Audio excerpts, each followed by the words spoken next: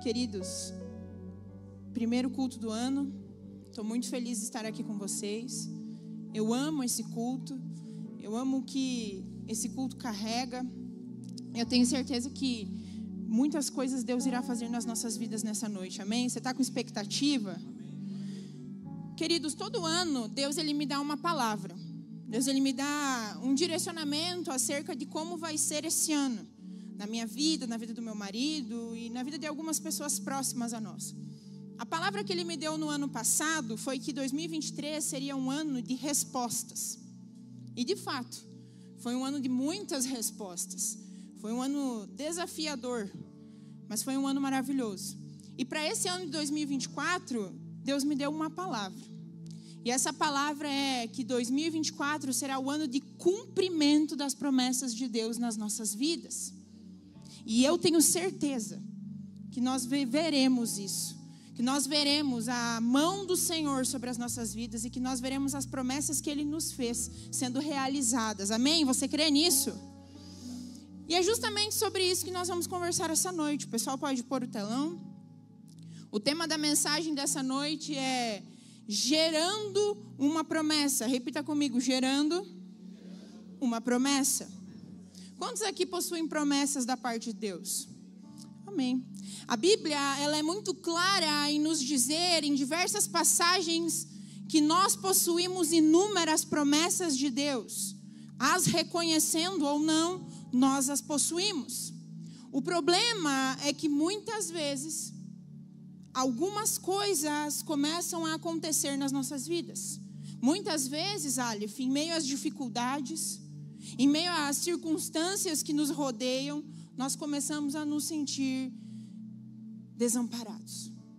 Nós começamos a nos sentir esquecidos. Nós começamos a nos sentir frustrados. E devido a essas problemáticas e essas circunstâncias difíceis, começamos a achar que não somos vistos. Começamos a achar que Deus nos esqueceu. Começamos a achar que as promessas que Ele fez para a nossa vida não vão se cumprir. E então a nossa vida começa a perder o seu sentido. As preocupações começam a nos esmagar. A pressão do dia a dia começa a gerar dúvidas no nosso coração. A angústia começa a levar embora todo o senso de propósito que você tinha em você. As oportunidades que outrora lhe eram concedidas começam a se dissipar. E aí você começa a se perguntar: será que Deus me esqueceu? E então nós nos perdemos de nós mesmos. E nos afastamos dos planos que Deus tem para nós. Quantos aqui já passaram por isso? Os momentos difíceis muitas vezes trazem confusão para a nossa vida. Só que Deus, Ele me trouxe aqui nessa noite, eu tenho certeza disso, para te dizer que aquele que cumpriu, que prometeu a promessa, vai cumprir na sua vida. Que aquele que começou a boa obra há de completá-la até o dia de Cristo Jesus. Não há uma sequer palavra mencionada pela parte de Deus, nem debaixo do céu, nem debaixo da terra, que poderá ser frustrada. Todos os planos que Deus estabeleceu para a sua vida irão se cumprir. E você precisa sair daqui dessa noite entendendo isso. Então, o primeiro convite que Deus quer fazer para você que está sentado nessa cadeira às 9h37 da noite é: tire os olhos do externo. Tire os olhos do medo. Tire os olhos da falta. Tire os olhos da frustração. Tire os olhos das consequências e comece a fixar os seus olhos naquele que tem um caráter imutável, que é o Senhor dos Exércitos. O Senhor está convidando você nessa noite a colocar o seu olhar, a sua mente, o seu coração naquilo que verdadeiramente te traz esperança, que são as palavras que Ele já liberou sobre a sua vida. O Senhor te trouxe aqui nessa noite para te dizer: ei, eu tenho promessas para cumprir na sua vida nesse ano. Mas primeiramente você precisa entender que elas ainda estão vivas. Você precisa entender que eu, o seu Deus, não minto e não me arrependo do que eu te prometi. Esse é o primeiro convite do Senhor para você nessa noite. Eu quero que vocês abram a Bíblia de vocês em Salmos 139, no capítulo 139, a partir do versículo 1. Olha o que o texto diz aqui. Senhor, tu me sondas e me conheces. Sabes quando me sento e quando me levanto. De longe percebes os meus pensamentos. Sabes muito bem quando trabalho e quando descanso.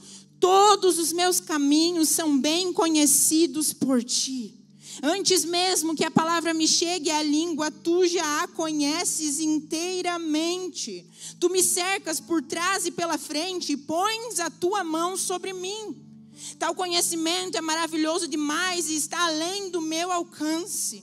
Para onde poderia eu escapar do teu espírito? Para onde poderia fugir da tua presença? Se eu subir aos céus, lá estás. Se eu fizer a minha cama na sepultura, também lá estás. Mesmo que eu diga que as trevas me encobrirão e que a luz se tornará noite ao meu redor, verei que nem as trevas são escuras para ti. A noite brilhará como o dia, pois para ti as trevas são luz. Tu criaste o íntimo do meu ser e me teceste no ventre de minha mãe. Eu te louvo porque me fizeste de modo especial e admirável. Digo isso com convicção. Os teus olhos viram o meu embrião. Todos os dias determinados para mim foram escritos no teu livro, antes de qualquer um deles existir. Ele te viu. Ele te viu quando você era uma substância informe no ventre da sua mãe. E Ele escreveu todos os seus dias. E Ele não só te viu naquele dia, mas Ele continua te vendo. Ele continua andando junto com você. Ele continua te amparando. Ele continua sendo o seu escudo. Ele continua sendo a sua fortaleza. Ele continua com você. Todos os dias. Só que o que eu quero te perguntar é: Ele te viu e você o vê? Ele te viu, mas você o percebe? Mas você deseja obedecê-lo? O que eu quero dizer para você, querido, é que Deus está nos convidando nessa noite a não confiar na nossa habilidade, a não confiar na nossa capacidade, no nosso talento, a não confiar nas circunstâncias, a não confiar nas faltas, mas sim confiar nele. Porque todos os seus dias já estão escritos. E como nós dizemos, a palavra dele não se frustra, então irá se cumprir. A Bíblia também diz que olho nenhum viu, ouvido nenhum ouviu e mente nenhuma sequer imaginou o que está preparado para aqueles que o amam. Essa promessa não é apenas para algumas pessoas, queridos, é para todos nós que somos filhos de Deus. Isaías, o profeta messiânico, no capítulo 55, ainda vai dizer que os pensamentos de Deus não são os nossos e que os caminhos de Deus para nós não são os nossos. Porque os pensamentos e os caminhos de Deus para as nossas vidas são muito maiores, mais elevados e mais poderosos do que nós podemos imaginar. Há uma série de promessas maravilhosas da parte de Deus. E ainda nesse mesmo capítulo, Isaías vai dizer que não há uma sequer palavra que saia da boca de Deus que volte vazia para Ele. Porque todas as palavras liberadas ao seu respeito irão cumprir o propósito pelo qual foram designadas. Você precisa ter essa certeza no seu coração. Porque essa certeza muda os seus dias. Porque essa convicção muda a sua postura. Porque essa convicção aumenta a sua esperança, aumenta a sua confiança. E aumenta o teu entendimento que não é sobre você, mas é sobre o Senhor que te escolheu, que te criou. Amém?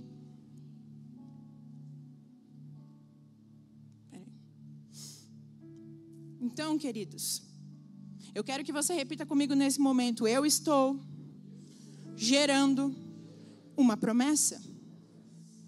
Só que quem gera promessa fica de braço cruzado, sentado no banco, esperando Deus fazer.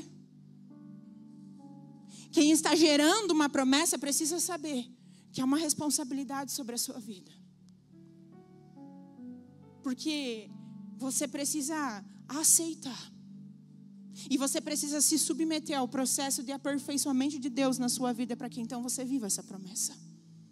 Essa é a sua responsabilidade. Senhor, eu aceito o teu processo. Senhor, eu aceito a tua moldagem. Senhor, eu aceito o teu aperfeiçoamento, porque eu quero viver aquilo que o Senhor tem para mim.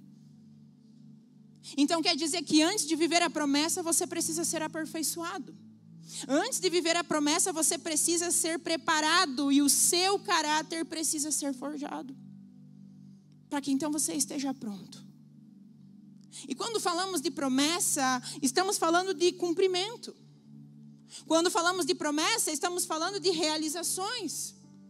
Quando falamos de promessa, estamos falando de autoridade, de desfrute daquilo que o Senhor preparou para as nossas vidas, certo?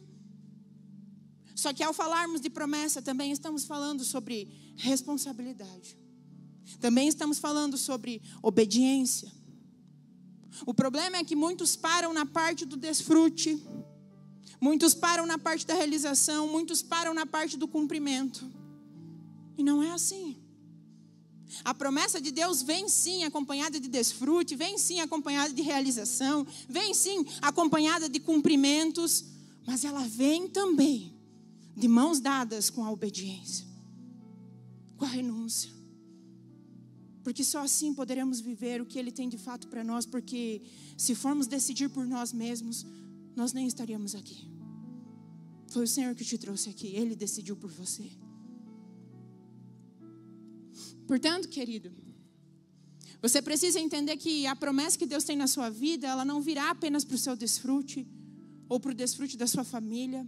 Virá para isso também, mas não só para esse objetivo. A sua promessa virá principalmente para servir o corpo, que é a igreja de Jesus. Então, quando falamos de promessa, também falamos de entrega, falamos de renúncia, falamos de consagração a Deus, falamos de serviço, falamos de confiança e falamos de dependência em Deus. Moisés, um dos maiores profetas que nós vimos, amigo de Deus, falava face a face com Deus. Quando tinha apenas 3 meses, se não me falha a memória, precisou ser jogado no rio pela sua mãe, porque havia um decreto de morte sobre ele. Uma entrega dolorosa de uma mãe que precisou colocar o seu bebê recém-nascido dentro de um cesto e depositá-lo no rio. Só que ao fazer isso, ao fazer essa entrega, Moisés vive a promessa que ele tinha. Moisés recebe a educação que Deus queria que ele recebesse, educação de príncipe.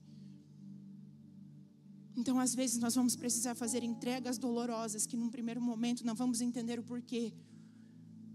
Mas todas as coisas cooperam para o bem daqueles que amam a Deus. Então, na grande maioria das vezes, eu quero que você saiba disso, é da sua maior dor e da sua maior frustração que a sua promessa e o seu propósito vão ser gerados. Sim, é do lugar de falta, é do lugar de escassez da sua vida que Deus fará transbordar autoridade, ensino e entendimento. É dos lugares de sequidão da sua vida que Deus fará você ser resposta para uma geração. Por isso tantas batalhas, por isso tantas dificuldades, por isso tanto aperto e tanta pressão. Sabe por quê? Porque você não pode comprar autoridade. Você não consegue comprar unção, Aleph. Você não chega no shopping do céu e pede, eu quero comprar unção, você pode me dar? Eu quero comprar autoridade, você pode me dar? Quanto que eu preciso pagar? Não tem como. A autoridade, a unção, só vem por meio do processo de prensa. Só vem por meio do processo de dependência em Deus, do aperfeiçoamento que Ele quer para as nossas vidas e para a nossa história.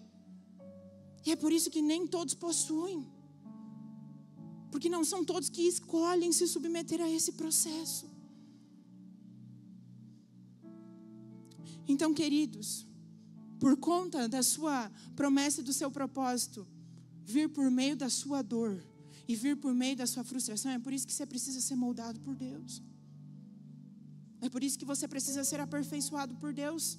Porque se você não for, será apenas mais uma pessoa ferida que vai ferir outras pessoas. Então nós estamos falando nessa noite em gerar promessas. Nós estamos falando nessa noite em cumprir promessas. É automaticamente nesse momento que a hora da prensa de Deus chega. E é nesse momento, olha, que eu costumo dizer que separa o menino dos homens, separa a menina das mulheres.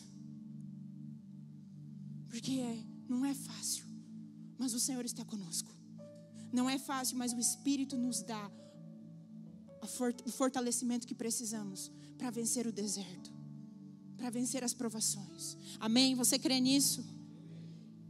Um exemplo muito claro disso, de que a promessa ela vem por meio da dor e de frustração, é Abraão e Sara. Abraão, o pai da fé, uma descendência tão numerosa quanto as estrelas, e Deus escolhe a esterilidade da sua mulher para fazer dela nações e descendências. O Senhor escolhe uma mulher estéril, Aleph, um marido, um homem já avançado de idade, para ser o pai da fé. Ela ia ser mãe e ele ia ser pai de multidões, mas ela era estéril. A sua promessa vinha da sua dor. A sua promessa vinha da sua frustração. E por que Deus faz isso? Porque Deus é especialista em transformar esterilidade em abundância. Esterilidade em fertilidade, quando nos submetemos aos seus processos, ao seu amor, à sua graça, à sua misericórdia e ao seu cuidado. Eu quero que vocês abram a Bíblia de vocês em Gênesis 13, a partir do versículo 14. Se o pessoal do telão puder abrir para mim. Disse o Senhor a Abrão: depois que Ló separou-se dele, de onde você está, olhe para o norte, para o sul, para o leste, para o oeste. Toda a terra que você está vendo, darei a você e a sua descendência para sempre. Tornarei a sua descendência tão numerosa como o pó da terra. Se for possível contar o pó da terra, também se poderá contar a sua descendência. Percorra esta terra de alto a baixo, de um lado a outro, porque eu a darei a você. Eu quero te dar um plano de fundo do que está acontecendo aqui nesse momento. Nós estamos lendo o capítulo 13 do livro de Gênesis, mas a trajetória de Abraão com Deus começa no capítulo 12. Quando naquela história pouco conhecida, quase ninguém nunca ouviu falar dela, que Deus chega para Abraão e diz: Abraão, sai da tua terra, sai da tua parentela e vá para a terra que eu lhe mostrarei. É ali que a trajetória de Abraão começa com Deus. E Abraão prontamente responde ao comando de Deus, mas ele leva consigo o seu sobrinho Ló. Mas então, quando Ló vai embora e por fim Abraão decide obedecer por completo aquilo que Deus tinha na vida dele, acontece o que nós acabamos de ler. O nível de revelação da promessa que Abraão tinha aumenta. O que nos leva a entender que toda vez que nós paramos de resistir àquilo que Deus nos pediu para fazer, nós recebemos um nível mais profundo de revelação daquilo que o Senhor tem para as nossas vidas. Por isso, não resista. Faça aquilo que o Senhor lhe pediu. Por mais que doa, por mais difícil que seja. Libera o perdão que você precisa. Pede o perdão para quem você precisa. Resolve. Porque talvez você está travando uma revelação nova que Deus quer derramar sobre a sua história. E aí é justamente nesse capítulo que a primeira vez Deus diz para Abraão que a sua descendência seria tão numerosa quanto o pó da terra. A Bíblia também nos conta no capítulo 12 que a partir do comando que Abraão recebe de Deus, no capítulo 12, quando ele sai da terra de Harã, Abraão possuía 75 anos de idade. Alguns capítulos e versículos para frente, mais precisamente no capítulo 21, é que de fato Isaac nasce. É no capítulo 21 que a promessa que Deus fez a Abraão de que o seu descendente seria concebido pela sua esposa acontece. Então Abraão é chamado no capítulo 12. Mas a promessa que Deus tem na vida dele somente se cumpre a partir do versículo 21. Vamos ler o que diz o capítulo 21, do 1 ao 7. Olha o que a palavra lá nos fala. O Senhor foi bondoso com Sara, como lhe dissera, e fez por ela o que prometera. Sara engravidou e deu um filho a Abraão em sua velhice, na época fixada por Deus em sua promessa. Abraão deu o nome de Isaque ao filho que Sara lhe dera. Quando seu filho Isaque tinha 8 dias de vida, Abraão o circuncidou conforme Deus lhe havia ordenado. Estava ele com 100 anos de idade quando lhe nasceu Isaque, seu filho. E Sara disse: Deus me encheu de riso, e todos os que souberem disso rirão comigo. E acrescentou: quem diria a Abraão que Sara amamentaria filhos? Contudo, eu lhe dei um filho em sua velhice. Ou seja, a promessa de Deus feita a Abraão aos 75 anos de idade somente se cumpre aos 100 anos de idade. 25 anos para que a promessa se cumprisse. E às vezes em 2 meses que Deus não nos responde, nós estamos desesperados. 25 anos. Eu me coloco no lugar dessa mulher. 25 anos com a pressão de dar um filho ao seu marido, sendo que o seu ventre era estéril. 25 anos carregando sobre os seus ombros a pressão de dar ao seu marido uma descendência tão numerosa quanto as estrelas, sendo estéril. O que eu quero te dizer nessa noite, querido, é que existe um tempo determinado por Deus entre a revelação da promessa que Ele tem na sua vida e o cumprimento dessa promessa. Existe um tempo. E esse espaço de tempo entre a revelação e o cumprimento tem um nome. Esse espaço de tempo entre a revelação e o cumprimento se chama preparo. Repita comigo o nome que divide o tempo entre a revelação e o cumprimento da promessa que Deus tem para mim. É preparo. Repete que fixa. Lembra da professora, sempre assim.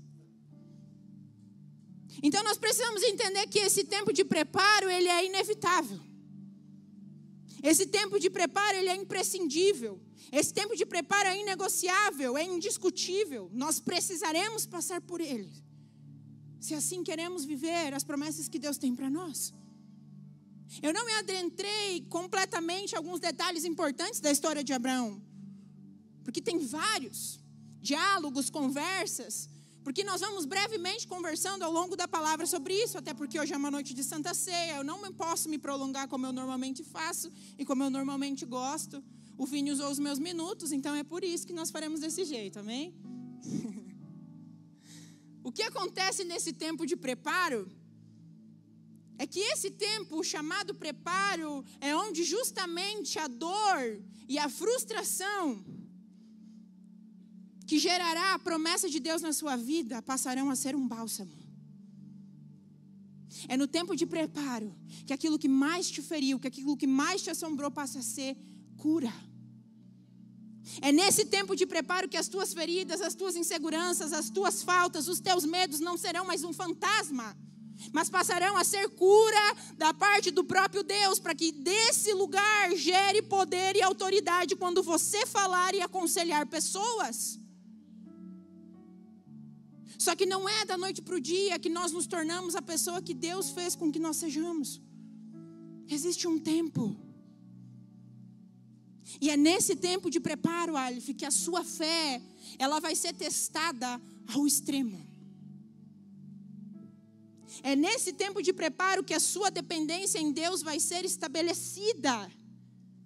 Com isso, automaticamente você precisará abrir mão de tudo aquilo que hoje você coloca a sua confiança. Talvez sejam os seus recursos. Talvez seja a sua carreira. Talvez sejam os seus amigos. Eu só quero que você saiba que Deus irá fazer nesse tempo de preparo com que a sua confiança esteja 100% nele, para que então você tenha acesso a essa promessa. Gálatas vai dizer, Paulo diz aos Gálatas que somente o filho maduro tem acesso à promessa. Enquanto o filho imaturo não pode ter acesso, porque ele não consegue lidar com as responsabilidades de ter a herança em suas mãos. Então nós precisamos ser amadurecidos pelo Senhor. E nós estamos falando aqui de uma maturação espiritual. Nós não estamos falando aqui de uma maturidade como normalmente imaginamos. Estamos falando aqui de uma maturidade espiritual. E mais do que isso, Deus deseja formar em nós um caráter aprovado. Deus deseja gerar em nós uma nova profundidade de intimidade. E isso acontece no tempo do preparo. Do capítulo 12 ao capítulo 21, eu te encorajo a você ler essa história. Abraão por diversas vezes questiona a Deus como que ele teria um filho, sendo a sua esposa estéril e ele avançado de idade.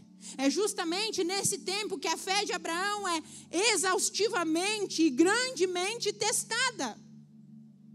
O escritor aos Hebreus vai dizer que pacientemente Abraão espera alcançar a promessa. Por mais árduos que os dias deles eram, eles esperaram a promessa se cumprir. Então, queridos, é nesse tempo chamado preparo que mais do que nunca você precisa manter os teus olhos fixos em Deus. É nesse tempo chamado preparo que a sua confiança, que a sua entrega precisa estar em Deus e na palavra que Ele liberou sobre você, independentemente das circunstâncias que você esteja passando, porque essas circunstâncias farão você se distraírem e achar que Deus esqueceu de vocês. Só que Ele te viu, Ele te vê, e Ele tem um plano, um propósito e um futuro muito melhor para você, para sua casa, para os seus filhos, para a sua geração. E você precisa sair daqui dessa noite tendo essa certeza. Só que eu estou indo para o final, o Vini já está me olhando. É justamente nesse tempo de preparo que você pode tomar as piores decisões da sua vida. Por causa do cansaço, por causa da frustração, porque nós somos especialistas em querer que o tempo de Deus seja mais rápido, para cumprir aquilo que Ele tem para nós. E aí por isso tomamos decisões ruins. E isso aconteceu com Abraão. Certa feita, a palavra de Deus nos diz que logo após uma aparição de Deus a Abraão, reafirmando a promessa que ele tinha sobre a vida deles, de que eles teriam um filho, Sarai, sua esposa, chega para Abraão e diz: deite-se com Agar, deite-se com a minha serva, porque nós não podemos deixar de cumprir a promessa que Deus tem para nós. O problema está aí. O problema está quando você não tem a consciência de que você está no meio de um processo de preparo. É quando você não tem a consciência que você está no meio de um processo de forja. Sabe por quê? Porque quando você não tem essa consciência, você vai querer começar a ajudar Deus. Você vai querer começar a ajudar Deus com as tuas forças, com as tuas habilidades, com as tuas ideias, com as tuas opiniões, com as tuas demandas. E aí, a partir disso, você passa a achar que Deus precisa da sua ajuda. Que Deus precisa da sua opinião, porque Deus não está fazendo. Então, Deus faz desse jeito aqui, fala com essa pessoa aqui, move essa mão aqui, gera uma provisão daqui. Quando não temos consciência de que estamos no meio de um processo para sermos preparados, nós começamos a querer ajudar o Senhor. E a partir dessa ajuda que Sara quer entregar para Deus, ela traz desgraça para a sua vida. Porque Ismael nasce da sua serva Agar. E eu não sei se você sabe que por Sara não ter esperado o tempo de Deus hoje, a nação que mais gera conflitos no mundo é descendente de Ismael. Hoje muitas das guerras que existem vêm dos descendentes de Ismael. Hoje o maior inimigo do povo de Deus são os descendentes de Ismael. Tudo isso proveniente a uma desobediência. Tudo isso proveniente a uma falta de confiança. Portanto, o que eu quero dizer para você nessa noite, querida, é que não importa qual seja a sua condição nesse momento. Não importa quão distante esteja a sua realidade da promessa que Deus te fez. Deus é especialista em transformar cenários de caos em bênçãos, porque Ele pega as coisas loucas e desprevisíveis desse mundo para confundir as sábias. E por isso que Ele me escolheu, e por isso que Ele escolheu você. E é por isso que Ele escolhe Abraão para ser o pai da fé. Descendência tão numerosa quanto as estrelas do céu, porque a sua esposa era estéril. Porque nem mesmo um cético e um ateu vai poder olhar para isso e dizer: não há como não ter um Deus por trás dessa história. Portanto, querido, aparentemente a sua vida pode estar perdida aos seus olhos. Aparentemente a sua vida pode estar sem sentido aos seus olhos. Mas o que eu quero te dizer é que Deus não precisa da sua ajuda. Deus precisa da sua obediência. Deus não precisa da nossa opinião. Deus precisa da nossa devoção e da nossa paciência. A promessa vai se cumprir. Os planos do Senhor irão se concretizar. Continue fiel. As coisas irão acontecer. Portanto, para nós terminarmos, Deus te trouxe aqui nessa noite porque Ele deseja te alertar e te lembrar que Ele continua no controle da sua vida. Que Ele continua cuidando de todas as coisas e que a única coisa que você precisa fazer a partir dessa noite é se responsabilizar pelos seus atos, é se responsabilizar pelos seus impulsos. Mas principalmente, a sua principal responsabilidade diante de Deus é confiar nele. É entregar os seus dias na mão dele. É mudar a sua perspectiva do âmbito natural para o âmbito espiritual. E mais do que tudo, abraçar o processo que ele tem para você. Portanto, em meio ao processo de gerar uma promessa, nós vamos ter dificuldades. Nós vamos ter dias desesperançosos. Porque não é todo dia que nós acordamos bem, não é todo dia que nós acordamos confiantes, não é todo dia que nós acordamos cheios de garra e esperança. Só que o que o Senhor quer nos dizer hoje é que quando o dia ruim bater na sua porta, não devemos nos refugiar nas nossas habilidades, nas nossas opiniões, nos nossos talentos. É nesse dia que precisamos dizer: Deus, eu preciso de Ti. Deus, eu careço do Teu direcionamento. Deus, eu preciso da Tua misericórdia. Deus, eu preciso da Tua direção. Eu preciso da Tua sabedoria. Porque se eu for escolher, eu farei errado. Deus quer que nós possamos aprender a depender dEle. A palavra nos diz que nós somos sacerdócio real, povo eleito, nação adquirida. Então nós somos sacerdotes diante de Deus. E o escritor aos Hebreus vai dizer que existe um sumo sacerdote. E esse sumo sacerdote se chama Jesus Cristo. E eu quero que vocês abram a Bíblia de vocês em Hebreus 4, e nós vamos para o final. E olha o que diz a partir do versículo 14. Hebreus 4, 14. Portanto, visto que temos um grande sumo sacerdote que adentrou aos céus, Jesus, o Filho de Deus, apeguemo-nos com toda a firmeza à fé que professamos.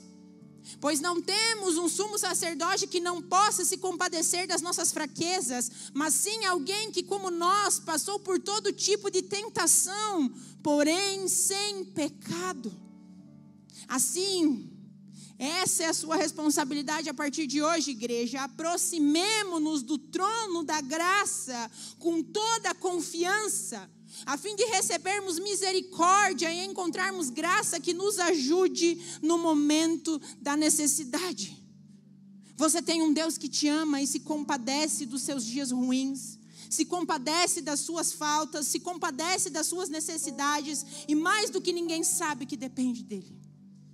Portanto, a partir de hoje, se aproxime do trono da graça para receber misericórdia, favor, cuidado da parte de Deus. Se coloque de pé no seu lugar.